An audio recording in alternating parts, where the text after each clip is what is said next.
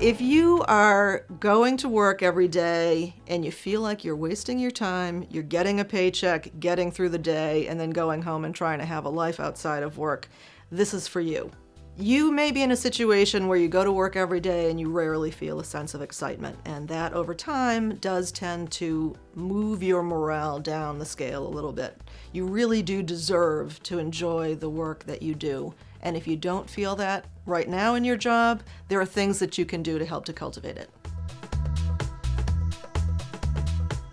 The answer is not necessarily to throw away what you have and get another job. The most important thing to do is to really pay attention to what aspects of your work you do enjoy. When are the moments that you really do feel engaged and interested, and try and make those more frequent. Perhaps projects that you participated in, work relationships that you were able to have productive collaboration with people, something that you delivered, something where you were able to learn something new, and try and call to mind the moments that you did enjoy and not be completely lost in what's happening on a day-to-day basis that is drawing your attention to the negative. So once you've got an idea of what it is that interests you and you're starting to reach out to people who are doing that kind of work, oftentimes people will have opportunities to do small projects, for example. You might go to a conference and hear about some of the interesting work that other people are doing and see if there are opportunities to take on a very small project, for example.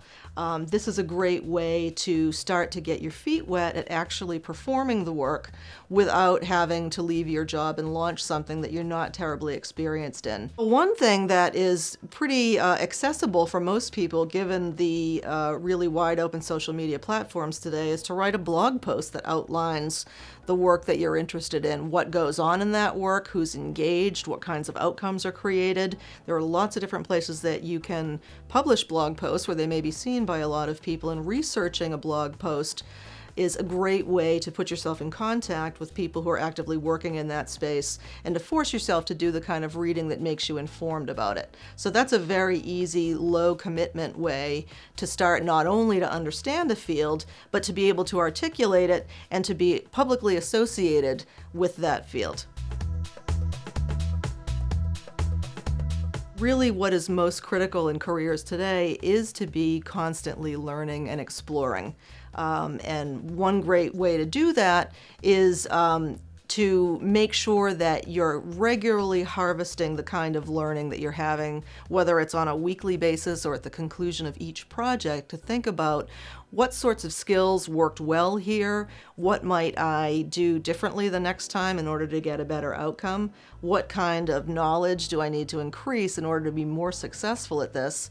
and what related areas or related skills might I develop if I want to switch gears slightly. So to be in charge of your own learning is probably the single most empowering thing that you can do to make sure that you are able to continue to do work that you want to do. So there was some really poignant research findings that came out of a study of over 2,000 people in their 80s and 90s. The number one lesson that came out of this study, the number one piece of advice, is don't continue to do work that you don't like. Don't stay in a job where you're miserable. And there's no reason why you can't take small steps to move you towards work that is a lot more fulfilling, that is more than just a paycheck, and that helps you to be the best person that you are inside.